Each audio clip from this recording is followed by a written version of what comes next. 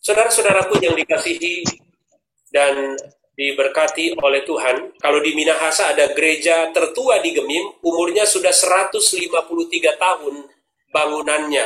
Dengan puncaknya ada ayam jantan, itu gereja Galilea Watumea Eris.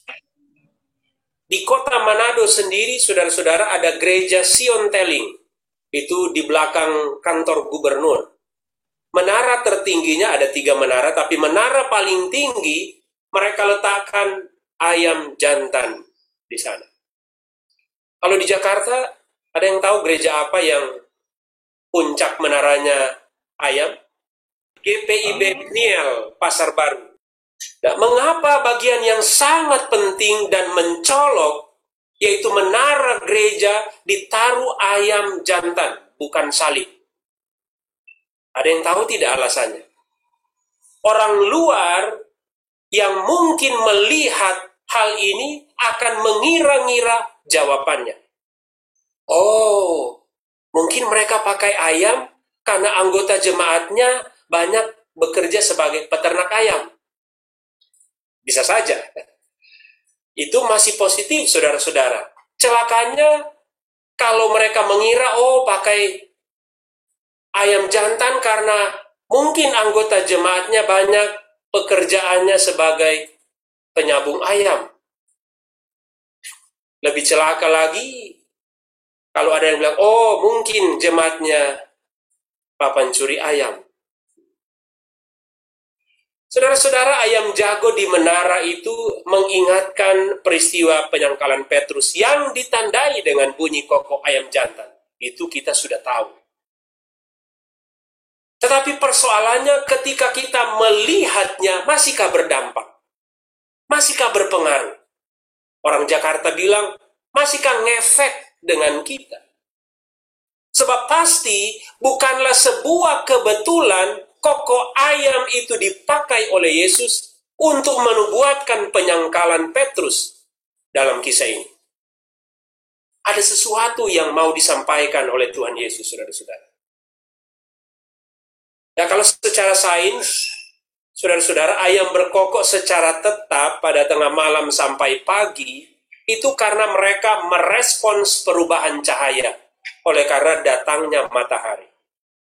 Di dalam tubuh fisik ayam terdapat semacam jam biologis yang akan berfungsi tetap untuk berkokok, sehingga manusia merespon itu sebagai peringatan akan adanya perubahan waktu. Jadi kokok ayam itu sebenarnya, saudara-saudara, adalah alarm yang berfungsi memberi tanda, memberi peringatan. Makanya ketika ayam berkokok, ya, ayat 75 bacaan kita, saudara-saudara, Petrus ingat dan sadar bahwa ternyata ia telah menyangkali guru dan Tuhannya itu. Kokok ayam seperti alarm yang membangunkan dan menyadarkan Petrus akan dosanya. Murid sekaliber Petrus ternyata jatuh juga, saudara-saudara. Nah, kita tahu bahwa Petrus adalah murid yang sangat istimewa. Mengapa sangat istimewa? Yang pertama, saudara-saudara, karena Petrus ini adalah murid paling pertama yang dipanggil oleh Yesus dari 12 murid Yesus. Jadi dia murid yang pertama. Dia perintis, dia pelopor. Berarti dia istimewa karena dia yang pertama. Dari 12 murid ini, saudara-saudara, Petrus adalah salah satu dari 3 murid yang paling dikasihi, disayangi Yesus. Selain ada Yakobus dan Yohanes. Jadi 3 mereka, Petrus, Yakobus, Yohanes, ini 3 murid, the best buat Yesus. Yang ketiga, Simon ini diberi nama Petrus atau batu karang oleh Yesus sendiri. Maka jadilah dia Simon Petrus. Yang keempat, saudara-saudara, dia nanti akan memegang kunci kerajaan surga. Wow. Jadi Yesus memberikan kepadanya kunci kerajaan surga. Artinya akses masuk keluar ada pada Petrus. Yang kelima, saudara-saudara, dia istimewa Karena ternyata Yesus sangat dekat dengan keluarga Petrus. Kita ingat, Yesus pernah mengadakan mujizat menyembuhkan ibu mertua Petrus yang sedang sakit. Yang keenam, saudara-saudara, Petrus ini murid yang pertama mengakui bahwa Yesus adalah Mesias. Itu berarti Petrus inilah orang Kristen pertama di dunia. Karena dia yang pertama kali mengucapkan credo, Yesus adalah Mesias. Yang ketujuh, yang terakhir, saudara-saudara, Petrus sendiri menerima anugerah dari Tuhan Yesus. Sehingga dia boleh berjalan di atas air. Sama seperti Yesus bisa jalan di atas air. Jadi kurang apa lagi, saudara-saudara, keistimewaan dan kehebatan Petrus sebagai murid Yesus. Tetapi kok bisa-bisanya ia menyangkal Tuhan Yesus? Bagi saya ada 3 alasan kenapa Petrus tega menyangkal guru dan Tuhannya. Yang pertama, saudara-saudara, mari kita perhatikan ayat 69 bacaan kita. Sementara itu Petrus duduk di luar di halaman. Di luar, ya ada kata Petrus duduk di luar. Kata di luar itu bukan hanya menunjukkan tempat atau lokasi, tetapi sesungguhnya juga menunjukkan posisi Petrus terhadap Yesus. Ingat, beberapa jam sebelumnya, Petrus dan Yesus bersama 10 murid lainnya ada di Taman Getsemani.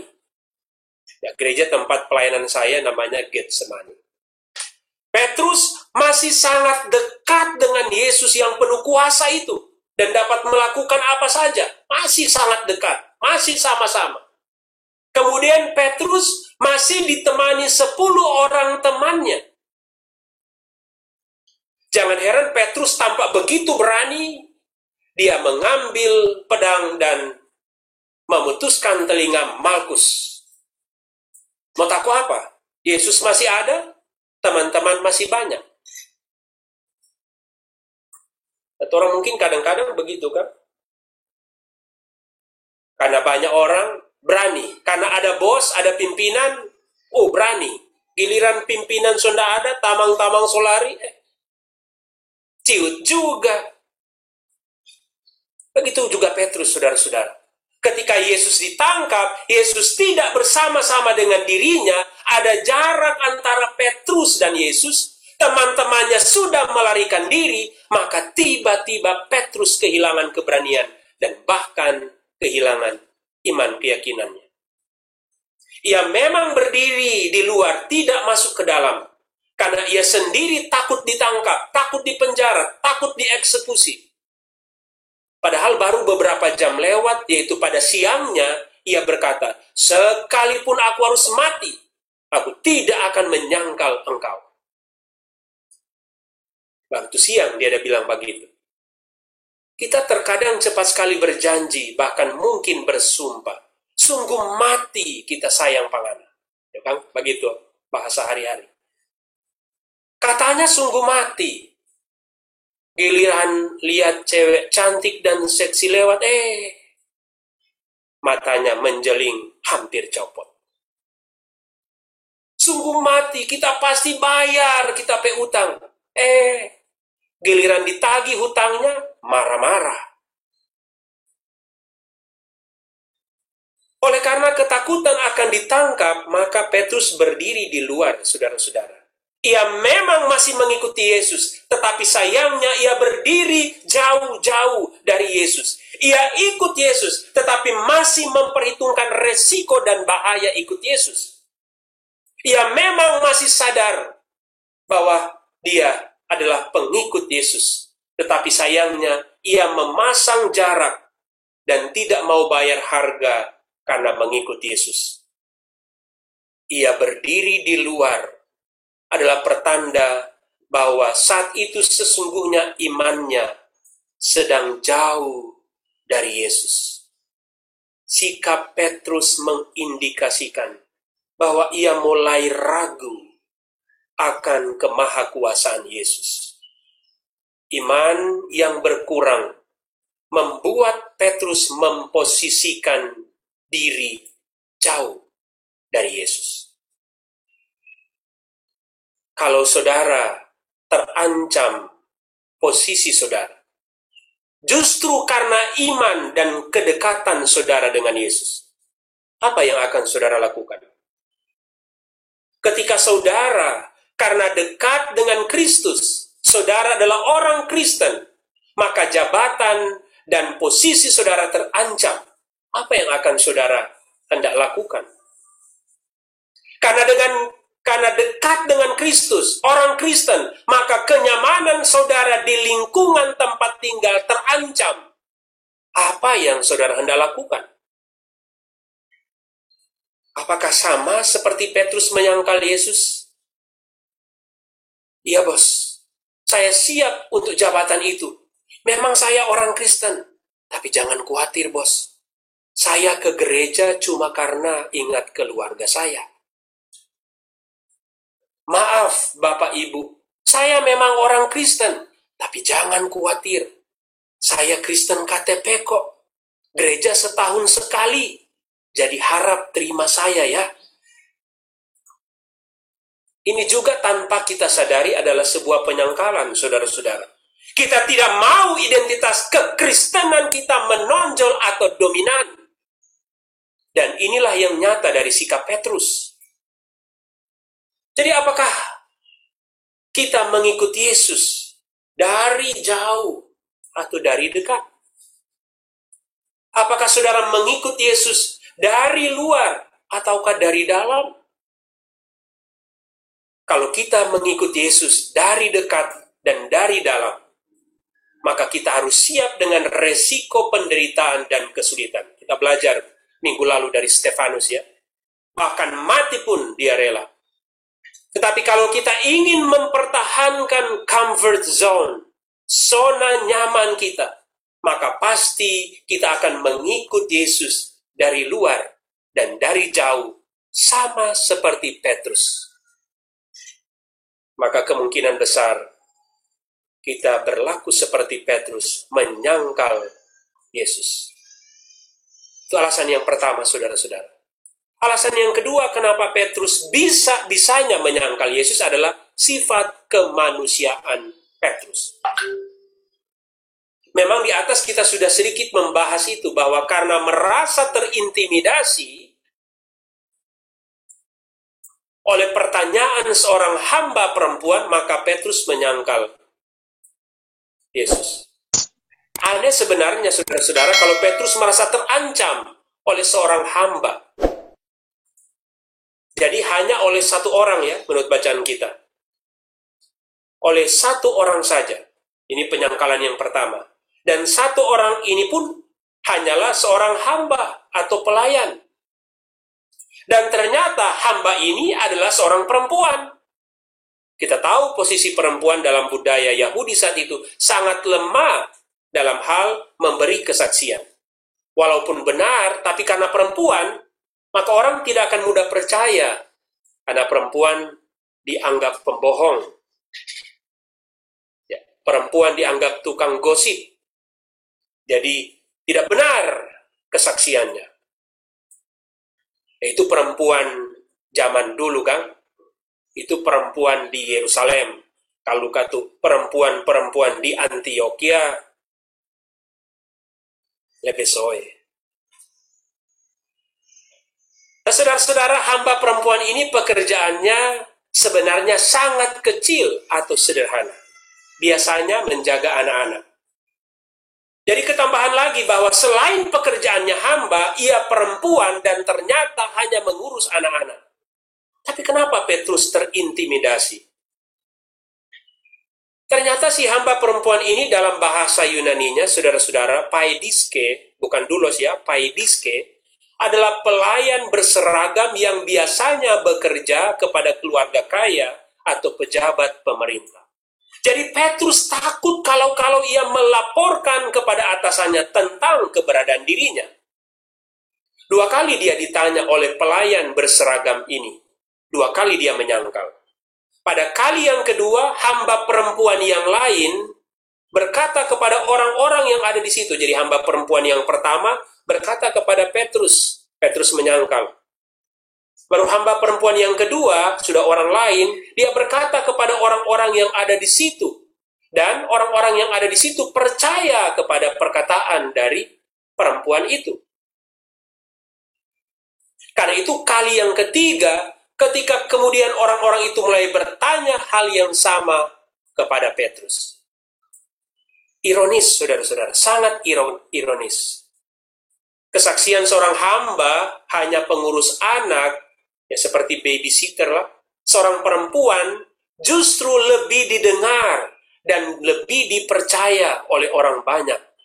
Bukan kesaksian atau jawaban dari Petrus yang mereka percayai. Ini kontras. Orang yang harusnya dipercaya perkataannya justru menyangkal. Tetapi orang yang sebenarnya tidak bisa dipercaya perkataannya justru mengatakan yang benar. Wah, saya membaca bagian ini sangat terberkati, saudara-saudara. Ini peringatan yang sangat keras dan luar biasa. Karena kita guru, karena kita orang tua, karena kita pelayan gereja, karena kita kakak, karena kita orang yang dihormati, maka seharusnya kata-kata kita adalah kata-kata kebenaran. Bukan dusta, bukan kebohongan. Memang kejujuran itu mahal dan akan selalu membawa dampak yang besar. Apalagi kalau itu sudah berbicara iman. Ya di atas ya, benar di atas benar, berani karena benar, takut karena salah. Saudara-saudaraku, kalau orang besar, orang hebat, orang sekolahan, orang terhormat, orang benar, tidak dapat lagi menyuarakan kebenaran, maka Tuhan permalukan mereka, sehingga Tuhan memberikan kebenaran justru kepada orang kecil. Mari kita baca Matius 11 ayat 25. Dalam Matius 11 ayat 25, Yesus berkata begini.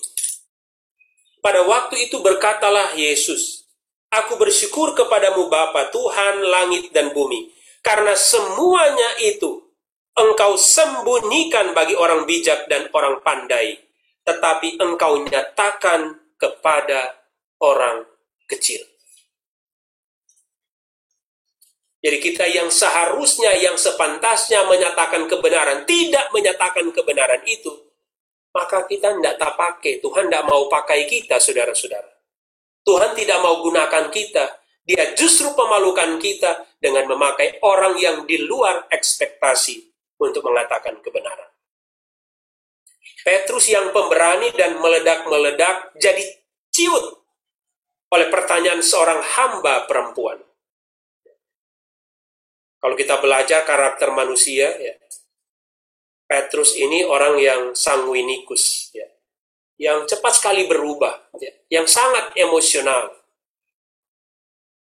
Petrus sang rasul yang hebat jadi takut karena perkataan orang banyak yang semakin menyudutkan dia. Ayat 73 bacaan kita. Ya. Kita bisa melihat di situ. Ayat 73 bunyinya begini.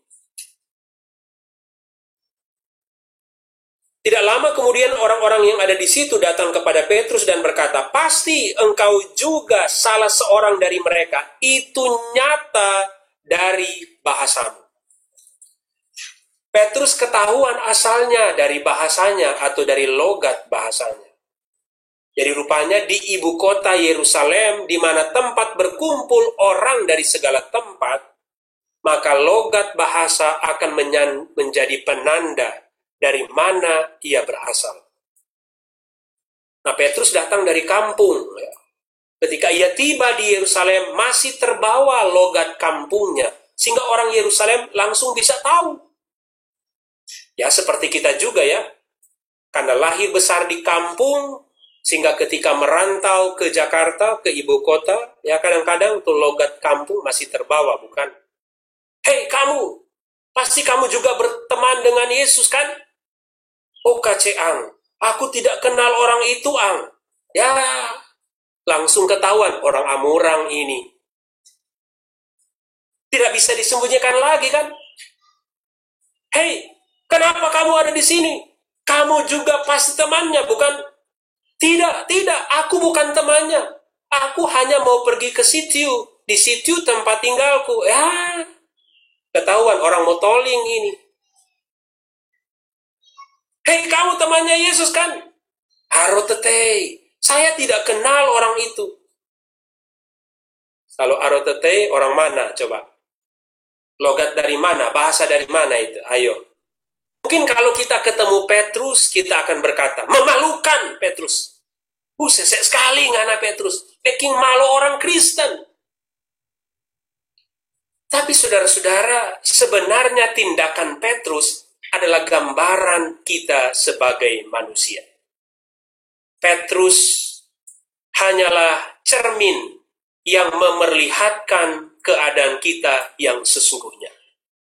Lemah, terbatas, tidak konsisten, cari aman sendiri, penakut, pengecut, egois, tidak berperasaan, pembohong, inkonsisten.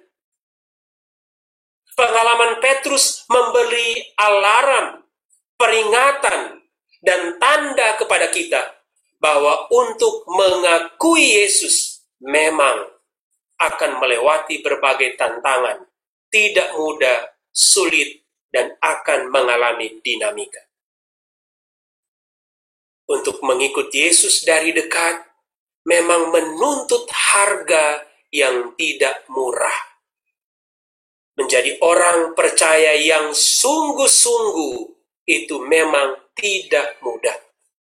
Contohnya Petrus, sudah murid terhebat, istimewa, pegang kunci kerajaan sorga, toh jatuh juga, toh menyangkal juga. Bahkan ayat 74 menulis, ia mengutuk dan bahkan bersumpah tidak kenal Yesus. Percaya Yesus mungkin mudah, saudara-saudara, karena itu adalah anugerah. Ya, tidak ada orang yang bisa percaya Yesus selain anugerah. Tidak ada orang yang bisa beriman kepada Yesus selain anugerah dari Tuhan. Tetapi, mengikuti Yesus itu tidak mudah, sangat sulit. Percaya itu anugerah, tetapi mengikut dan mempercayakan hidup itu pasti sangat sulit. Satu waktu, saudara-saudara, ada seorang akrobatik terkenal, ya, dia suka melakukan adegan berbahaya. Jadi dia menarik satu kawat besi, labrang kita menyebutnya, kawat labrang, ya, dari satu ujung ke ujung yang lain, di bawahnya air terjun. Kalau dia jatuh, pasti dia mati karena air terjunnya sangat tinggi. Banyak orang yang datang ingin melihat adegan berbahaya ini. Jadi dia pakai labrang dari satu ujung ke ujung yang lain, akan menggunakan sepeda melewati air terjun ini. Dia naik di atas sepedanya, dia siap untuk menyeberangi air terjun ini dengan seutas labrang. Lalu dia berkata, para penonton, bapak-bapak, ibu-ibu, semua yang ada di sini, Anda percaya saya bisa pergi dan pulang tanpa jatuh? Karena dia akrobatik terkenal, saudara-saudara, maka orang dengan kor secara paduan suara mereka bilang, percaya. Dan begitulah dia buktikan. Dia naik sepeda, mengayuh sepedanya hanya di atas seutas kawat besi. Dan orang sangat ngeri melihatnya. Tetapi dia pergi dengan selamat. Hati-hati, waktu dia kembali, orang semakin takut. Tapi ternyata dia selamat. Pergi pulang dengan tidak jatuh. Lalu sang akrobatik ini berkata, kamu sudah mengatakan kamu percaya kepadaku. Dan aku sudah buktikan aku bisa pergi pulang tanpa jatuh. Sekarang, siapa yang mau saya bonceng dengan sepeda ini? Pergi pulang. Saudara-saudara, apa yang terjadi? Orang-orang yang tadinya bilang percaya. Dan ada satu yang mau suka naik ini sepeda, pergi pulang. Bukankah kita juga kadang seperti ini? Percaya Yesus, percaya. Tapi kita tidak mempercayakan hidup kita. Percaya Yesus tapi kita tidak menyerahkan bisnis kita. Percaya Yesus tapi kita tidak menyerahkan pergaulan kita. Percaya Yesus tapi kita tidak menyerahkan keluarga, hobi, uang, harta, dan lain sebagainya. Kasih persepuluhan saja, tege-tege. Mau melayani saja, banyak alasan. Tiba-tiba saudara-saudara dari kerumunan itu ada seorang anak yang bilang, saya saja Pak, saya saja yang naik. Orang hendak menangkap anak ini, tapi anak itu begitu cepat pergi kepada sang akrobatik. Dan anak ini naik sepeda, akrobatik ini mulai mengayuh sepedanya, orang berteriak ketakutan. Waktu akrobatik ini kembali pulang dengan membonceng anak ini, banyak yang menutup mata karena tidak sanggup melihat, mereka sangat takut. Tapi ternyata mereka pergi pulang dengan selamat, akrobatik dan anak ini selamat. Waktu anak ini turun dan tiba di kerumunan orang banyak, mereka memarahi anak itu. Mereka katakan, kenapa kamu berani naik ke perahu itu? Kamu bisa jatuh dan mati. Tapi apa kata anak kecil itu? Dia bilang begini, akrobatik itu adalah ayah saya, papa saya. Oh pantas saudara-saudara. Karena ayahnya, dia tahu, dia yakin ayahnya akan menjaga, melindungi, dan tidak mungkin membuat dia jatuh. Begitu juga Tuhan kita. Dia tidak akan mungkin membiarkan kita. Dia tidak akan mungkin melepaskan kita. Tidak ada yang dapat melepaskan kita dari kasih Kristus. Penderitaan sekalipun, maut sekalipun, tidak akan ada yang dapat memisahkan kita dari kasih Kristus. Amin. Karena itu hari ini kita belajar satu kebenaran, bahwa mengikut Yesus itu akan selalu mengalami pasang surut, naik turun, jatuh bangun, jauh dekat. Sesungguhnya, saudara-saudara, tidak ada orang Kristen yang selalu hebat dan tanpa celah. Saya sendiri mengakui bahwa saya jauh lebih jahat dari Petrus, jauh lebih memalukan dari Petrus. Namun justru dalam dinamika pertumbuhan iman itulah kuasa Tuhan dinyatakan. Dalam jatuh bangun iman itulah Tuhan membuat kita manusia belajar untuk lebih sungguh-sungguh. Dalam kehidupan iman yang naik turun itulah penyesalan dan pertobatan bertumbuh dengan subur. Saudara tahu, menurut tradisi, setiap hari sesudah penyangkalan itu, ketika Petrus mendengar suara kokok ayam lagi, dia selalu menangis sejadi-jadinya. Setiap hari, setiap kali dengar kokok ayam. Dia sangat tersiksa dan tertekan setiap hari ketika mendengar kokok ayam. Siksaan batin dan penyesalan yang begitu amat menyiksa Petrus setiap hari. Hari ini, saudara-saudara, kita tidak sedang mengatakan atau menuduh Petrus seolah-olah kita itu lebih baik dari Petrus. Semoga minggu lalu kita juga tidak menghakimi Yudas ya. Ada teman yang bertanya, mana yang lebih besar? Dosa pengkhianatan Yudas atau dosa penyangkalan Petrus? Kalau saudara, mana yang lebih besar? Persoalannya bukan pada siapa yang lebih berdosa, saudara-saudara, tetapi siapa yang bertobat dari dosa. Jadi akhir dari perbuatan dosa itulah yang akan membedakan seseorang. Karena Petrus menyesal dan bertobat, maka 3 kali penyangkalan Petrus, aku tidak kenal dia, dibalas oleh Yesus 3 kali penugasan, gembalakanlah domba-dombaku. Petrus yang sanguinikus, yang cepat berubah, maka Yesus tahu untuk memulihkan Petrus, seorang yang sanguinikus, maka Yesus memberikan tantangan baru. Ya. Kalau kita belajar konseling, orang sanguinikus mereka selalu butuh tantangan baru. Jadi 3 kali penyangkalan Petrus dibalas, 3 kali penugasan Yesus. Karena itu jangan kita cepat memvonis orang atas kesalahan atau dosanya. Mungkin bisa jadi kita lebih parah dari orang itu. Karena itu yang penting saudara-saudara bukan bagaimana dia jatuh, tetapi yang penting adalah bagaimana dia bangkit dari kejatuhannya. Bukan bagaimana Petrus menyangkal Yesus, tetapi bagaimana dia menyesal.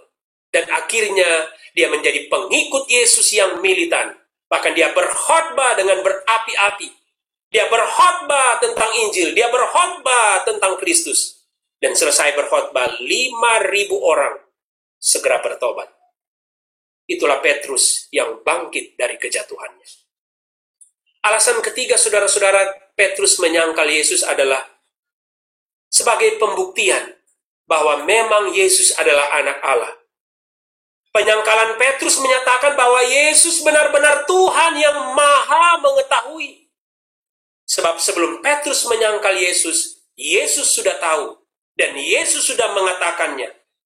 Pada siang hari Petrus berkata, sekalipun aku mati, aku tidak akan menyangkal. Tetapi belum 1 kali 24 jam, bahkan belum 12 jam, sebelum pagi, Petrus telah menyangkal Yesus. Ada lagu mengatakan, memang lidah tak bertulang, tak terbatas kata-kata, tinggi gunung 1000 janji, lain di bibir, lain di hati. Itulah kita manusia. Yesus benar-benar Mesias. Karena apa yang ia ucapkan, semuanya tergenapi. Ketika ia memprediksikan kondisi Petrus, maka itu terjadi. Maka jagalah ungkapan perkataan bicara kita. Supaya apa yang kita ucapkan, itu yang akan kita lakukan. Kita menjaga integritas kita, karena itulah yang akan menjadi sarana media penginjilan. Orang akan melihat Kristus melalui integritas kita. Orang akan percaya kepada Yesus yang telah mati dan salib itu, karena konsistensi kita. Hari ini, saudara-saudara, kita melihat keajaiban Yesus. Dia Allah yang maha tahu. Dia Allah yang maha kuasa. Dia telah mati dan bangkit bagi kita. Dia telah menyatakan kuasa keselamatannya bagi kita yang percaya dan mempercayakan hidup kita seutuhnya kepadanya. Amin. Untuk firman Tuhan.